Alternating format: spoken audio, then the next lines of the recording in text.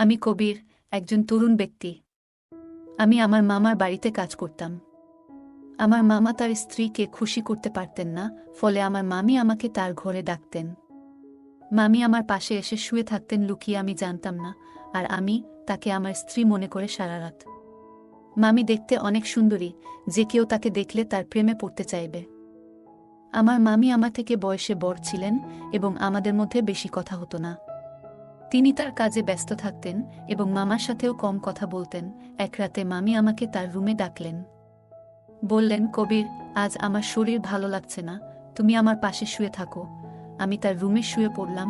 মামি লাইট বন্ধ করে দিলেন। এরপর আমি তাকে আমার মতো করে পেয়েছিলাম। কখনো ভাবিনি আমি তাকে এত কাছে পাবো। আমার গল্পগুলো তোমরা শুনো, কিন্তু সাবস্ক্রাইব করো না। দয়া করে গল্পগুলো ভালো লাগলে ভিডিওটি লাইক, শেয়ার এবং চ্যানেলটি সাবস্ক্রাইব করো প্লিজ। তখন আমি চাকরির খোঁজে ছিলাম, কিন্তু কোথাও কাজ পাচ্ছিলাম না।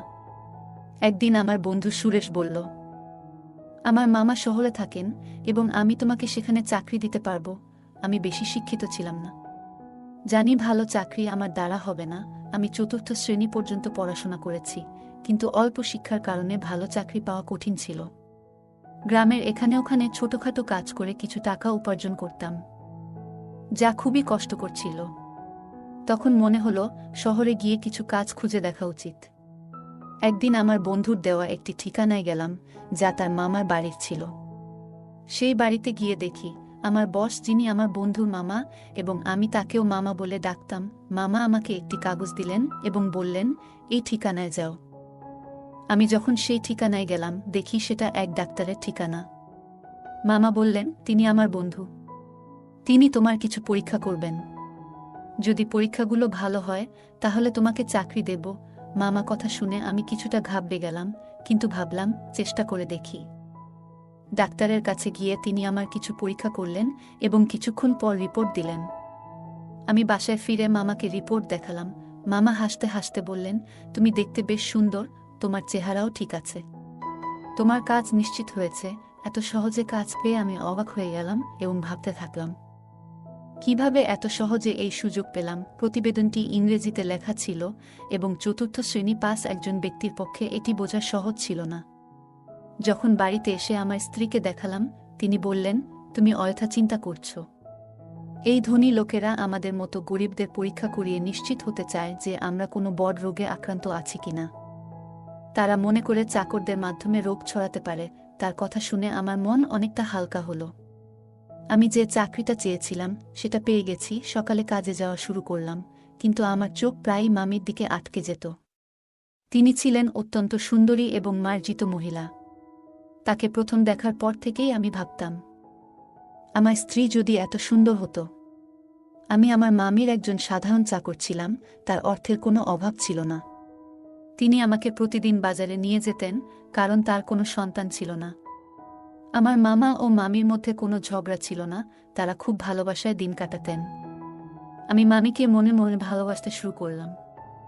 তাকে নিয়ে ভাবতে লাগলাম। একদিন বাড়ির পুরনো চাকর এলো।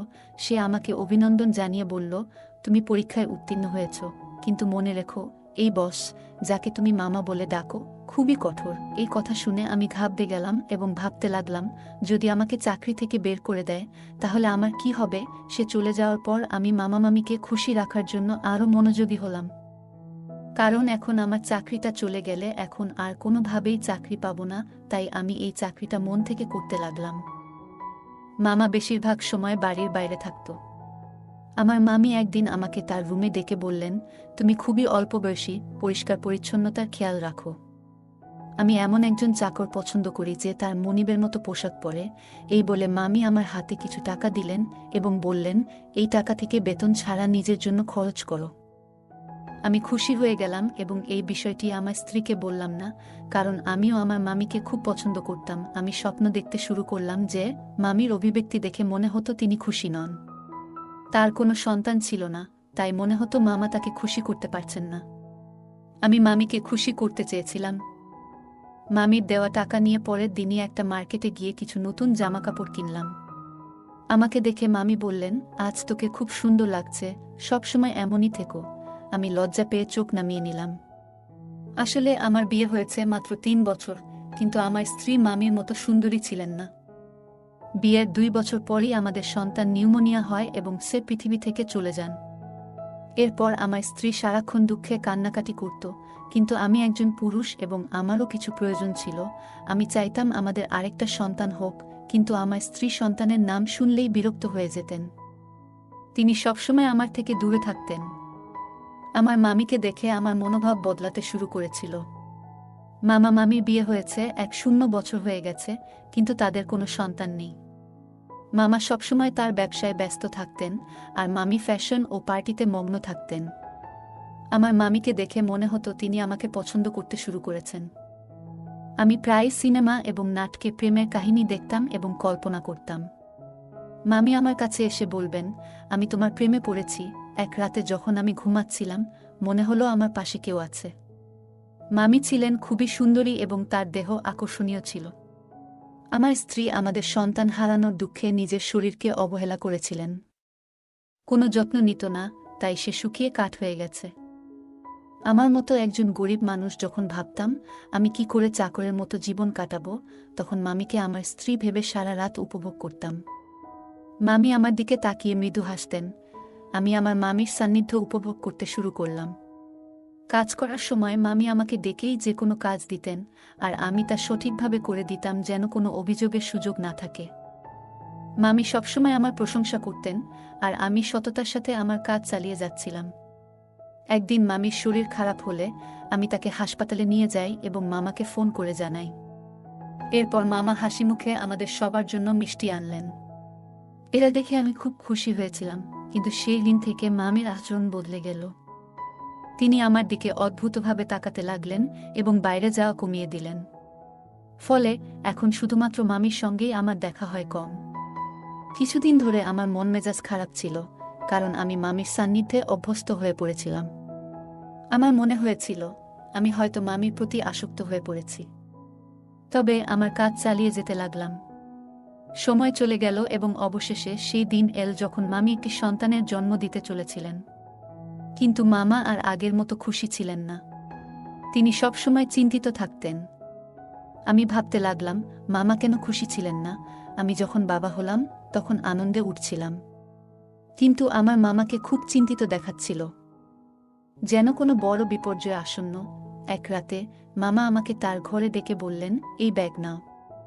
যদি আজ রাতে আমার স্ত্রী সন্তান জন্ম দেয়, তবে এই ব্যাগটি ব্যবহার করো এবং শিশুটিকে গোপনে সরিয়ে ফেলো। আমি কখনো মামার কোনো নির্দেশ নিয়ে প্রশ্ন করিনি, তাই সেদিনও কিছু বললাম না, কিন্তু আমার মন খুব অস্থির ছিল। বারবার ভাবছিলাম, কেন মামা তার সন্তানের জীবন নিতে চাইছেন? রাত গভীর হলে মামি ঘুমিয়ে পড়লেন, তাই আমি গোপনে তার রুমে গেলাম। মামি তখন চোখ বন্ধ করেছিলেন। আমি মনোযোগ দিয়ে তার দিকে তাকালাম। মামির মুখে সেই চিরচেনা সৌন্দর্য দেখে আমি মুগ্ধ হলাম, কিন্তু আমার অবস্থান মনে করে মামার কথা মেনে নিলাম। মামার নির্দেশ অনুযায়ী কাজ করার জন্য তিনি আমাকে টাকা দিতেন। আমি গোপনে মামার দেওয়া ব্যাগটি তুললাম আর বাচ্চাটিকে ঢুকাতে শুরু করলাম। তখন মামি হঠাৎ আমার দিকে তাকিয়ে হাসলেন। আমি শিশুটিকে লুকিয়ে রাখছিলাম এবং মামি আমাকে দেখে বললেন, তুমি কি সত্যিই শিশুটিকে হত্যা করতে চাও? মামি আমাকে জিজ্ঞাসা করলেন, তুমি কি তোমার মামার নির্দেশে এসব করছো? আমি চমকে উঠলাম এবং বললাম, তুমি এটা কি বলছো? মামি বললেন, তোমার চাচা এই শিশুটিকে মেরে ফেলতে চায় কারণ সে ভয় পায় যে এই শিশু তার নয়। তার কথা শুনে আমি স্তব্ধ হয়ে গেলাম। আমি অবাক হয়ে ভাবতে লাগলাম, এত কিছুর পরও এটা কিভাবে সম্ভব? মামি বললেন, তোমার মামা সন্দেহ করছে যে এই শিশু তার নয়, তাই সে এই কাজটি করতে বলেছে। সে এই শিশুটির বাবা নয়, তুমি এর বাবা। এই কথা শুনে তাকে বললাম, তবে তুমি কেন বলছো আমি এই শিশুটির বাবা?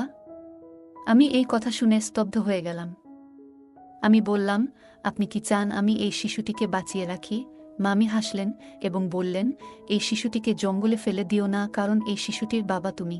আমি আরও বিভ্রান্ত হয়ে গেলাম, কারণ মামি বলছিলেন যে তিনি কখনো আমাকে স্পর্শ করেননি। তার কথাগুলো শুনে আমার মনে হলো আমি যেন স্বপ্ন দেখছি। আমি সোফায় বসে ভাবতে লাগলাম, এত সুন্দর একজন মহিলার সাথে, যাকে আমি মামি বলে ডাকি, এমন কিছু ঘটেছে কি? আমি মামিকে জিজ্ঞেস করলাম, আপনি এত সুন্দরী, কিন্তু কেন এমন করলেন? মামি বললেন, আমি খুব সুন্দরী, কিন্তু আমার পরিবার খুব গরিব ছিল, তাই আমি তোমার মামার সাথে দেখা করতে এসেছিলাম। তোমার মামা মতো ধনী হওয়ার ইচ্ছা ছিল, তাই আমি তাকে বিয়ে করি। আর সে আমাকে প্রস্তাব দেওয়ার সাথে সাথেই আমি তৎক্ষণাৎ হ্যাঁ বলেছিলাম, কারণ আমি ধনী হতে চেয়েছিলাম। আমার বাবা মাও তোমার মামার সাথে বিয়ে করতে রাজি হয়েছিলেন। কিন্তু বিয়ের কিছুদিন পরেই জানতে পারলাম তোমার মামার সন্তান হওয়ার সামর্থ্য নেই। অনেক চিকিৎসা করানোর পরও কোনো ডাক্তার তাকে সুস্থ করতে পারেনি। তিনি মা হতে চেয়েছিলেন এবং এর জন্য তিনি যা করতে প্রস্তুত ছিলেন। তারপর তিনি তার চাকরের মাধ্যমে একটি অদ্ভুত পরিকল্পনা তৈরি করেছিলেন, তাই তিনি সবসময় চাকরদের নিযোগের আগে পরীক্ষা করাতেন। তোমার চাচা তোমার মাধ্যমে তার পরিকল্পনা সফল করতে চেয়েছিলেন, মামি বললেন। এই শিশুটি তোমারই সন্তান এবং তিনি চান না যে এটি প্রকাশ্যে আসুক। তিনি জানতে চেয়েছিলেন তিনি বাবা হতে সক্ষম কিনা, তাই আমাকে চাকরের সাথে ঘুমাতে বলেছিলেন। মামির এই কথা শুনে আমি আরও হতবাক হয়ে গেলাম এবং কিছু বলতে পারলাম না। তিনি বলতে লাগলেন, তোমার মামা আমার জন্য অনেক চাকর নিয়োগ করেছিলেন, কিন্তু আমি যাকে ভালোবাসার যোগ্য মনে করতাম তাকেই গ্রহণ করতাম। আমরা অনেক চাকর বদল করেছি, কিন্তু তোমাকেই প্রথম উপযুক্ত মনে হয়েছিল। প্রথম দেখাতেই তোমার প্রতি আমার আকর্ষণ জন্মায়। আমি অবাক হয়ে বললাম, তুমি কখন আমার কাছে এসেছিলে? মামি হাসলেন এবং বললেন, তোমার মামা এমন পরিকল্পনা করেছেন যে তুমি বুঝতেও পারোনি। তুমি মনে করতে তুমি তোমার স্ত্রীর সাথে আছো, কিন্তু আসলে আমি ছিলাম। তোমার মামা রাতের আধারে আমাকে তোমার রুমে পাঠাতেন এবং তোমার স্ত্রীকে অন্য ঘরে অজ্ঞান করে রেখে দিতেন। তিনি নিজেই পাহারা দিতেন যাতে কেউ সন্দেহ না করে। মামি বললেন, আমি প্রথমে বাধ্য হয়ে এসেছিলাম, কিন্তু পরে তোমার প্রতি আকৃষ্ট হতে শুরু করলাম। তোমার কাছ থেকে যে সুখ পাচ্ছিলাম তা তোমার মামা কখনোই দিতে পারতেন না। সেই কারণেই আমি নিজেও তোমার প্রতি দুর্বল হয়ে পড়েছিলাম। তোমার মামা যখন এই পরিকল্পনা চালিয়ে যেতে লাগলেন, আমি নিজে উপভোগ করতে শুরু করলাম। তিনি আমাকে তোমার কাছে বারবার পাঠাতে থাকলেন। তিনি আরও বললেন, আমি গর্ভবতী হলাম এবং তোমার মামা আমাকে ভোরের অন্ধকারে ঘরে ফিরিয়ে আনতেন যাতে কেউ কিছু বুঝতে না পারে। এভাবে তোমার মামা তার সন্তান হওয়ার আশা পূর্ণ করতে চেয়েছিলেন এবং আমি নিজেও অজান্তে সেই পরিকল্পনার অংশ হয়ে পড়েছিলাম। কিছুদিন পর সে তার পরিকল্পনায় সফল হয়েছিল।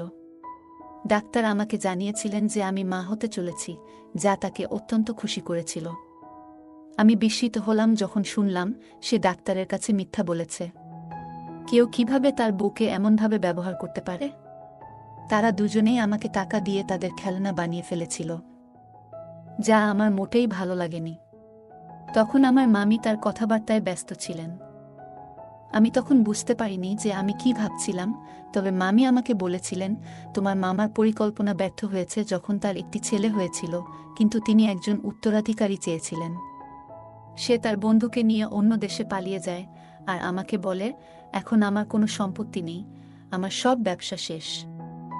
সেই শিশুটিকে আর সে চায় না। আমি বলেছিলাম, আমি তোমার বউ দাসী নই, যাতে তোমার ইচ্ছে মতো চলি। আগে তুমি আমাকে একটা চাকরের সাথে ঘুমাতে বাধ্য করেছিলে যাতে সবাই জানতে না পারে তুমি বাবা হতে পারো না। আর এখন বলছো এই সন্তানের দরকার নেই। মনে রেখো, আমি তোমাকে তালাক দেব, কিন্তু শিশুটিকে মারতে দেব না। আমি বিশ্বাস করেছিলাম যে শিশুটিকে সে আর খারাপ বলবে না, সে তার সন্তানকে পুরোটা দেখাবে। কিন্তু আজ যখন সে বলল এই শিশুটিকে হত্যা করার পরিকল্পনা করেছে, তখন নিশ্চিত হলাম যে তার বুকের হৃদয় নেই, পাথরের মতো কঠিন। মামির এই কথা শুনে আমি তাকে গিয়ে বললাম, আমি এসব জানতাম না। যদি এটা অন্য কারোর বাচ্চা হতো, আমি জঙ্গলে ফেলে দিতাম না। আমি বললাম, এখন এসবের পরোয়া করি না। তুমি তার মা, তুমি নিজেই তার যত্ন নেবে। এ কথা বলে আমি চলে যেতে লাগলাম। তখন মামি আমাকে থামিয়ে বললেন, এটাও তোমার সন্তান, তুমি তার পিতা, তাই এর সুরক্ষার দায়িত্ব তোমারও সমান। আমি হাসি দিয়ে বললাম, এই সন্তান আমার, তাই তুমিও আমার স্ত্রী হয়েছ। এই কথা শুনে মামি মুচকি হেসে বললেন, ধন সম্পদের লোভে আমাকে অন্ধ করে দিয়েছে, তাই এমন একজন খারাপ লোককে বিয়ে করেছি যে তার সম্মান বাঁচানোর জন্য তার স্ত্রীকে চাকরের কাছে পাঠিয়েছে। আর যখন আমি তার সম্মান রক্ষা করেছি, সে আমার সন্তানের প্রাণ নিতে চেয়েছিল এবং বলেছিল যে এই শিশুটি হতভাগ্য। যখন ব্যবসা ব্যর্থ হয় এবং সমস্ত টাকা হারিয়ে যায়, তখন সে আমাদের সন্তানের প্রতি অখুশি হতে শুরু করে এবং শিশুটিকে জঙ্গলে ফেলে দেওয়ার সিদ্ধান্ত নেয়। এইসব জানার পরেও আমি এমন লোকের সাথে থাকতে চাই না। আমি মামুর দিকে তাকিয়ে জিজ্ঞেস করলাম, এই সন্তানের জন্য আপনি কি একজন নিজ চাকরের সাথে থাকবেন? মামি বললেন, আপনি গরিব হতে পারেন কিন্তু আপনার মন অনেক বড়। তাই আমি আপনাকে বিয়ে করতে চাই, যাতে আমাদের সন্তান বেঁচে থাকে এবং ভালো জীবন পেতে পারে। মামি আমাকে জানালেন তিনি তার মামার থেকে ডিভোর্স পেয়েছেন এবং আমরা একই বাড়িতে সুখে থাকতে শুরু করি। মামি সেই বাড়িটি আগেই তার নামে পেয়েছিলেন। কিছুদিন পর যখন আমার স্ত্রী বিষয়টি জানতে পারেন, তিনি আমাকে ছেড়ে চিরকালের জন্য তার বাবা মায়ের বাড়িতে চলে যেতে চান এবং তালাকের প্রক্রিয়া শুরু করেন। কিন্তু মামি যখন পুরো ঘটনা আমার স্ত্রীকে জানালেন, আমি তাকে অনেক বুঝিয়ে শান্ত করি। অবশেষে আমি আমার দুই স্ত্রীর সাথেই সুখে সংসার করতে শুরু করি এবং আমরা সবাই মিলে সুখে থাকি। আজ আমি খুব খুশি, কারণ আমি জানতাম না যে আমার জীবন এত সুন্দর হবে। গল্পটা কেমন লাগলো জানাতে ভুলবে না। আরও মজার মজার রোমান্টিক গল্প শুনতে চাইলে ভিডিওটি লাইক, শেয়ার এবং চ্যানেলটি সাবস্ক্রাইব করতে এবং বেল আইকনটি ক্লিক করতে ভুলবে না। ধন্যবাদ।